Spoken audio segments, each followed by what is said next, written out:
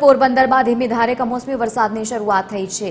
પાલખડા ગામમાં કમોસમી વરસાદે દસ્તક આપી છે। બરડા પંથક અને સાથે જ પોરબંદર શહેરમાં વાતાવરણમાં એકાએક પલટો દેખાયો છે। પાલખડા અને સાથે જ આજુબાજુના વિસ્તારોમાં પણ વરસાદી માહોલ જોવા મળ્યો છે।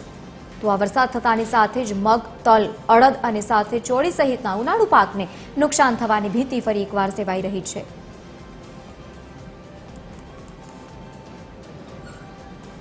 વધુ માહિતી સાથે સંવાદદાતા જીતેશ જોડાયા છે। જીતેશ, કેવો માહોલ પોરબંદરમાં દેખાઈ રહ્યો છે? વરસાદી માહોલની શરૂઆત।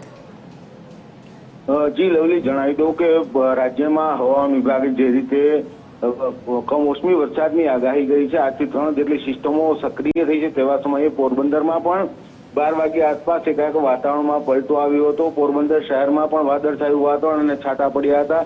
તો બરડા પંથકના જે ગામો છે ત્યાં પણ ધીમી ધારે વરસાદ પડ્યા હોવાના સમાચાર મળી રહ્યા છે। કમોસમી વરસાદ પગલે ખાસ કરીને અત્યારે ઉનાળુ પાકમાં તલ, ચોરી અને અડદનું જે વાવેતર કરવામાં છે તેમને નુકસાન થાય તેવી શક્યતાઓ છે।